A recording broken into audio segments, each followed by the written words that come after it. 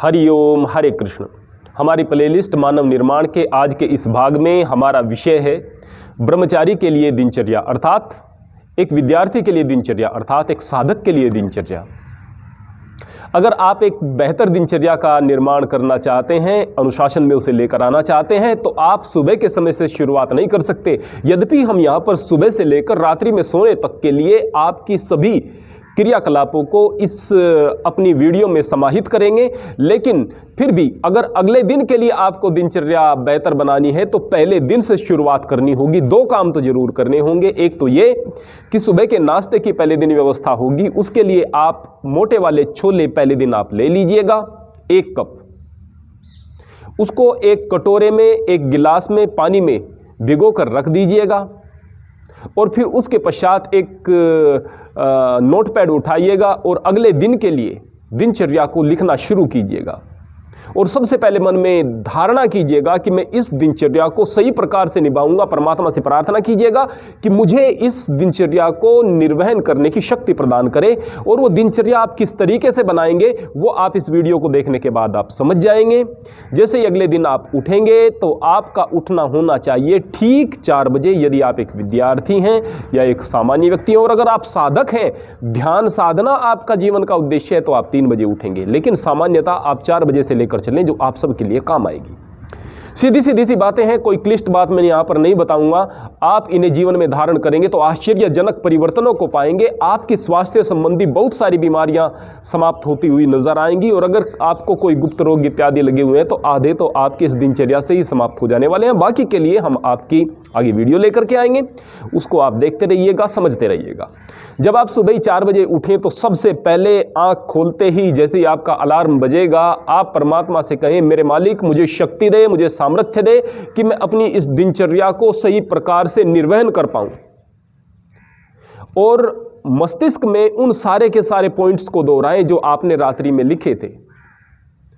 उस प्रकार से मस्तिष्क में इन चीजों को दोहरा करके परमात्मा का नाम लेकर के आप उठ जाएं। संकल्प के साथ में आप उठें और उठ करके आप ठंडे पानी से मुंह में पहले पानी भर लें ठंडा, और फिर ठंडे पानी से आंखों में पानी के छींटे दें। अच्छे तरीके से आंखों को धोएं। आपका आलस्य उतर जाएगा और आपकी नेत्र ज्योति में आश्चर्यजनक सुधार आपको होता हुआ नजर आएगा। उसके पश्चात आप हल्का गुनगुना पानी, हल्का गर्म पानी, 1 गिलास या 2 गिलास यथा सामर्थ्य। उसमें अगर आपको नजला जुकाम नहीं है तो आंवला स्वरस की 2 चम्मच डाल सकते हैं। तो उसको आपने कागासन में बैठ करके, यानी उकड़ू बैठ करके, सिप सिप करके, घूंट घूंट करके पीना है, ताकि आपके मुंह से जो लार है वो पेट में जा सके, सलाइवा जो है वो पेट में जा सके, जो आपके लिए बहुत लाभप्रद होगा। तो आपको ये सिप सिप करके पीना है आराम से। ये काम आपके 4:30 बजे से पहले ही निपट जाएंगे, हर हाल में निपट जाएंगे। उसके पश्चात आपको शौचादि के लिए जाना है। शौचादि के लिए जाकर के आपको अच्छे तरीके से अपने दांत वगैरह साफ करने के पश्चात योगासन यदि आप करते हैं तो योगासन कर सकते हैं। उसके लिए अलग से वीडियोस होंगी, या फिर आप बहुत सारी वीडियोस यहाँ पर अच्छे योग गुरु जो हैं रामदेव जी और दूसरे, उनकी पड़ी हुई है, उनको देख सकते हैं। योगासन आप नहीं कर सकते या समय का अभाव है तो आप 10 मिनट निकाल लीजिएगा, मात्र 10 मिनट, 5 मिनट तक, केवल 5 मिनट तक आप दंड लगाइएगा, राम मूर्ति दंड, और 5 मिनट तक उठक बैठक लगाइएगा। इस बात का ध्यान रखिएगा कि आप लंगोट जरूर बांध लीजिए, वरना आपके टेस्टस पर बुरा प्रभाव पड़ता है, वृषण कोश पर बुरा प्रभाव पड़ता है यदि आप लड़के हैं तो जाहिर सी बात है कि आप 5-5 मिनट यदि दंड और बैठक लगा रहे हैं तो उसमें आपकी आवृत्ति इतनी हो जाएगी कि पहले दिन तो आप 5-5 मिनट लगा भी नहीं पाएंगे। पहले दिन आप शुरुआत करें 10 दंड और 10 बैठक से, उससे कम भी आपके लिए पर्याप्त रहेंगी, कोई दिक्कत नहीं। आप शुरुआत कर रहे हैं, आपका वजन भारी है, आपकी क्षमता कम है, तो आप कम से शुरू कर सकते हैं। आपकी क्षमता बहुत ज़्यादा है तो भी आप 10 से ज़्यादा न लगाएं, क्योंकि आपके शरीर में एकदम से अतिरिक्त जो है परिवर्तन होंगे। आपकी मांसपेशियां जो हैं वो क्रेटिनिन के लेवल को बढ़ा देंगी, जो आपके शरीर में नुकसानदायक होगा। तो जब भी आप व्यायाम शुरू करें पहले दिन से ज़्यादा ना करें। दूसरे दिन शरीर दुखेगा, लेकिन फिर आप लगातार करते रहेंगे तो आपको आदत बन जाएगी। योगासन 15 मिनट करने के बाद या दंड बैठक 15 मिनट लगाने के पश्चात आप प्राणायाम करें। प्राणायाम में भस्त्रिका, कपालभाति और अनुलोम विलोम, केवल 3 प्राणायाम को आप जीवन में शामिल कर लें। उसको भी आप यहाँ पर यूट्यूब पर भी देख सकते हैं, टीवी पर बाबा रामदेव जी अक्सर बताते हैं। अगर आप यह नहीं कर पा रहे हैं या फिर आपको सुविधा नहीं या समय की कमी है, तो आप खाली बैठकर गहरे सांस लें, वो भी लगभग उतना ही लाभ पहुंचा देगा आपको। पूरी सांस बाहर लें, पूरी सांस अंदर लें। इस काम को अपनी ज़िंदगी में अनिवार्य रूप से बना लें, आश्चर्यजनक लाभ आपको होने वाला है। जो आपने योगासन वगैरह इत्यादि किए थे या आपने दंड बैठक लगाई थी, उसके पश्चात प्राणायाम आपको सामान्य कर देंगे, आपके मस्तिष्क को स्थिर कर देंगे। जब आपका मस्तिष्क स्थिर हो चुका होगा, उस वक्त आप ईश्वर की स्तुति करेंगे, उससे प्रार्थना करेंगे और परमात्मा का धन्यवाद करेंगे कि आपको उसने मनुष्य बनाया और आपको एक और दिन गिफ्ट के रूप में दिया, जिससे कि आप अपना निर्माण कर सकते हैं। ईश्वर स्तुति के अगर आपको मंत्र याद हैं और अर्थ सहित याद हैं, ओम विश्वानि देव सविदुरतानि परास्वै यद्भद्रम तन्न आस्वे से लेकर के ओम अग्ने नय सुप्ताराय अस्मान वयुनानि विद्वान युयोधस्म जुहुराण मेनो भूयिष्ठान्ते नम उक्ति विधेम तक, अगर अर्थ सहित याद है तो इससे आप अपने दोहराए मन में इनके अर्थ को जीवन में धारण करें। और अगर नहीं है तो कोई बात नहीं, परमात्मा हर भाषा को जानता है। आप कहें मेरे मालिक तेरी कितनी दया है, तेरी कितनी कृपा है कि आपने मुझे मनुष्य बनाया है, तेरी कितनी दया है कि मुझे खाने पीने के लिए व्यवस्थाएं आपने की हैं, तेरी कितनी दया है कि मुझे आगे बढ़ने का अवसर दिया है और ये दिन दिया है। मालिक, मैं इसी प्रकार से आपकी भक्ति, उपासना इत्यादि करते हुए, श्रेष्ठ कर्म करते हुए आगे बढ़ता चला जाऊं। इस प्रकार से आप परमात्मा से प्रार्थना करेंगे। स्तुति और प्रार्थना उपासना के पश्चात आप 2 अखरोट और 10 ग्राम मुनक्का इसको चबा करके खाएंगे। आप में से कई लोग ऐसे भी हो सकते हैं जो वीडियो देख रहे हैं, जिनके पास सामर्थ्य का, धन इत्यादि का थोड़ा अभाव है, तो वो ऐसा न सोचें कि अखरोट और मुनक्का न खाने की वजह से आपके रूटीन में कुछ कमी आ जाएगी। अगर व्यवस्था है तो दूसरे खर्चों को कम करके भी आप इनको अगर खा सकते हैं तो इनको खाइएगा। ये आश्चर्यजनक परिवर्तन आपके जीवन में लेकर के आएंगे। आपकी स्मरण शक्ति बढ़ेगी, चेहरे पर तेज बढ़ेगा और भी लाभ होंगे। तो चबा चबा कर आप खाएं। 40 दिन में लगातार आप इसको खाएंगे तो आपके जीवन में आश्चर्यजनक परिवर्तन आपको दिखाई देंगे। अभी आपके सारे के सारे काम 5 बजे तक या 5 बजे से पहले तक ही निपट जाएंगे।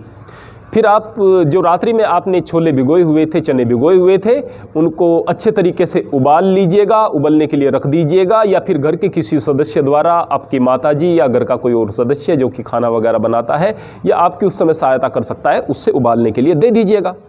बेहतर है कि शुरुआती दौर में आप उसे कुकर में सीटी लगवाएं। उसके पश्चात धीरे धीरे हो सकता है कि आपकी पाचन शक्ति और मजबूत हो तो आप बगैर उबाले भी उन्हें अंकुरित करके खा सकते हैं, या फिर इसी प्रकार खाते रहें, कोई दिक्कत नहीं। हल्का सा नमक उसमें डलवा लें। जैसे ही आप स्नान करके आएंगे, आप दांत वगैरह साफ करेंगे, आपके ये कार्य निपट जाएंगे। उसके पश्चात आपके चने उबल चुके होंगे। उन चनों में आप थोड़ी दही मिलाकर ऐसे ही खा सकते हैं। नमकीन चने होंगे, स्वादिष्ट लगेंगे, अच्छे तरीके से आप उन्हें खा सकते हैं। आप उसमें नींबू भी डाल सकते हैं, दही उपलब्ध न हो आधा नींबू डाल सकते हैं, और अगर नज़ला जुकाम आपको ज़्यादा नहीं होता तो 1 नींबू डाल सकते हैं। धीरे धीरे आपकी रोग प्रतिरोधक क्षमता भी बढ़ेगी, बल बढ़ेगा और बेहतर रहेगा। आपको पहले दिन जो 1 कप आपने भिगोया था छोलों का, तो वो अगर कम लगता है तो 1.5 कप भिगो सकते हैं। और ज़्यादा आप बलिष्ठ हैं, उम्र आपकी ज़्यादा है, आपकी खुराक ज़्यादा है तो 2 कप कर सकते हैं। उससे ज़्यादा तो ठीक नहीं रहेगा। कुछ दिनों तक छोले आप भिगोएंगे, कुछ दिनों तक छोले खाएंगे, उसके पश्चात काले वाले अच्छे स्वस्थ चने आप खाना इसके स्थान पर शुरू कर देंगे। वो थोड़े से इससे ज़्यादा गरिष्ठ होते हैं, इसलिए शुरुआत आप छोले से ही करें। इसके पश्चात जब आप ये नाश्ता इत्यादि कर चुके होंगे अपना, तो आप स्वाध्याय करें। 1 घंटा कम से कम स्वाध्याय करें। आपको 5:30 बज जाएंगे ये अपना पहला नाश्ता करने में और ये स्नान वगैरह सारे के सारे काम निपटाने में। 6:30 बजे तक तो कम से कम आप स्वाध्याय करेंगे। 6:30 बजे तक स्वाध्याय करने के पश्चात फिर आपको अगर भूख का एहसास होता है तो आप नाश्ते में दलिया ले सकते हैं, कोई फल आहार ले सकते हैं, और यदि वही जो आपने नाश्ता लिया था आपको सफिशिएंट लगता है तो फिर आप कोई दूसरा काम ना करें, कुछ खाने की कोशिश ना करें। इसके पश्चात आप अपने दैनिक कार्यों में लग सकते हैं। जो विद्यालय में जाने वाले बच्चे हैं विद्यालयों में जा सकते हैं, जो और अन्य दैनिक कार्य कर रहे हैं दैनिक कार्यों में लग सकते हैं। जब दोपहर के भोजन का समय होगा उस समय आप दोपहर के भोजन को बड़ी श्रद्धा के साथ में, बड़े परमात्मा को धन्यवाद देते हुए दोपहर के भोजन के लिए तैयार हों। हाथ मुंह धोएं अच्छे तरीके से, कुल्ला वगैरह करें, अच्छे प्रकार से हाथ मुंह धो करके सात्विक भोजन ग्रहण करें। मिर्च मसाला आपके भोजन में नहीं होने चाहिए। लहसुन प्याज से भी बचें तो ज़्यादा बेहतर है, क्योंकि वो थोड़े से आपके ब्रह्मचर्य को खंडित करते हैं। नहीं तो थोड़ी मात्रा में आप ले सकते हैं, कोई बहुत बड़ी दिक्कत की बात नहीं। जब आप सात्विक भोजन कर चुके होंगे तो आप वज्रासन की स्थिति में बैठें। वज्रासन आपके पाचन तंत्र को मजबूत करता है और आपके खाने को हजम करने में सहायता प्रदान करता है।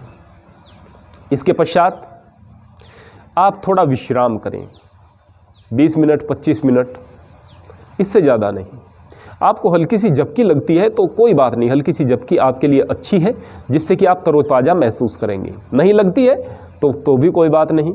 जब भी आप 20-25 मिनट आराम कर चुके हों उस वक्त अपने संकल्प को ध्यान में रखें कि मैं एक ब्रह्मचारी हूँ, मैं अपने जीवन का निर्माण कर रहा हूँ और आने वाले समय में मुझे बहुत कुछ बड़ा करना है, इसलिए मैं अपने समय को ख़राब नहीं कर सकता। फिर आप अपने कार्य में लग जाएं। और अगर आप विद्यार्थी हैं तो आप अपने दैनिक स्वाध्याय में लग जाएं। कोशिश करें कि जो आपका विद्यालय का कार्य है, होमवर्क है, उसको पहले पूरा कर लें, दोपहर के समय पूरा करें। कोई भी चीज़ आप जितना ज़्यादा छोड़ कर रखेंगे उतना ज़्यादा बर्डन बनेगा, आगे के कार्यों को प्रभावित करेगी। तो आप अपने होमवर्क को अच्छे तरीके से पूरा कर लें। जब आप अपने होमवर्क को पूरा कर चुके होंगे, विश्राम कर चुके होंगे, उस वक्त आपका जो समय है लगभग 4:30-5 का हो चुका होगा। उस समय ध्यान रखना, लिख लीजिएगा आप, 50 ग्राम अश्वगंध, 50 ग्राम विधारा और 100 ग्राम जो है मोटे वाली मिश्री, ये चीज़ें लेकर के आप एक चूर्ण बना लीजिएगा। और उस चूर्ण में से लगभग 4-5 बजे का जो आपका समय होगा उस समय उस चूर्ण में से आधा चम्मच 1 गिलास दूध के साथ रोज लीजिएगा। आपका बल बढ़ेगा, नेत्र ज्योति बढ़ेगी, स्मरण शक्ति बढ़ेगी, चेहरा तेजस्वी होगा, बहुत लाभ आपको होंगे। उसके पश्चात शाम को 1 घंटा आप टहलिएगा, अच्छी वीडियो देखिएगा। अगर मोबाइल का आप यूज़ करते हैं तो, जिस प्रकार आप हमारे चैनल के साथ जो जुड़े हुए हैं, कोई और दूसरे भी आप अच्छी चीज़ें देख सकते हैं। बुरी चीज़ों से बचिएगा, सोशल मीडिया पर निरर्थक समय को बर्बाद मत कीजिएगा। मस्तिष्क में आपके हर वक्त संकल्प चलते रहना चाहिए कि मैं अपने समय को 1-1 मिनट को सही प्रकार से प्रयोग में लेकर आने वाला हूं, क्योंकि मैं ब्रह्मचारी हूं और मुझे अपने आने वाले जीवन का निर्माण करना है।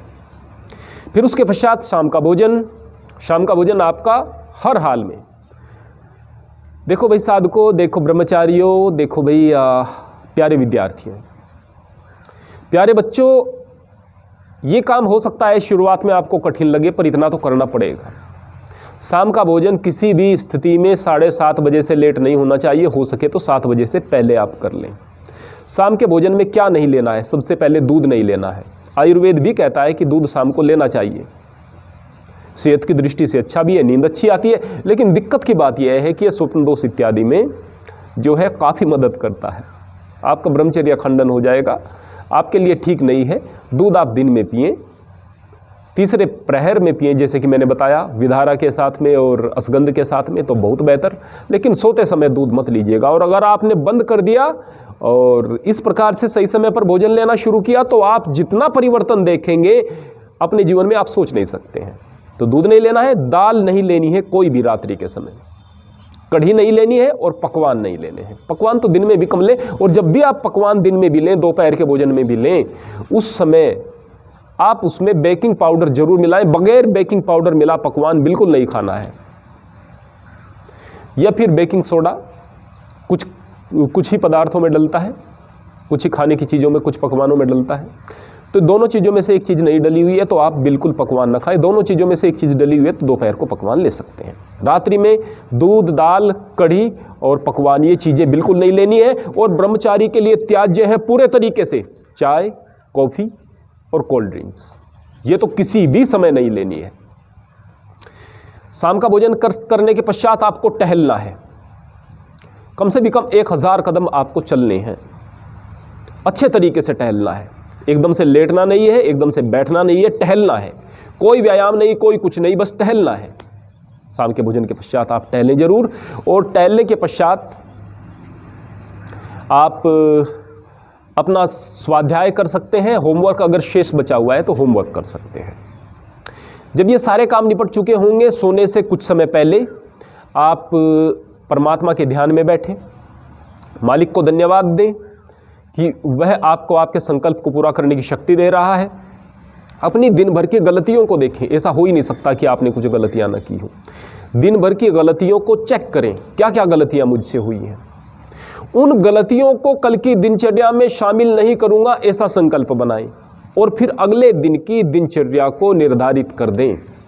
जैसा कि पहले दिन से शुरुआत की थी, शुरुआत से शुरू की थी, अगले दिन की दिनचर्या को आप लिख लें बाकायदा, ये चीज़ें मुझे करनी है। वो अगर उसमें आप एक रचनात्मक कार्य कोई जोड़ पाए कि कल मुझे ये करना है, अपनी प्रतिभा को पहचाने, आप क्या बना सकते हैं, क्या निर्माण कर सकते हैं, क्या नया कर सकते हैं।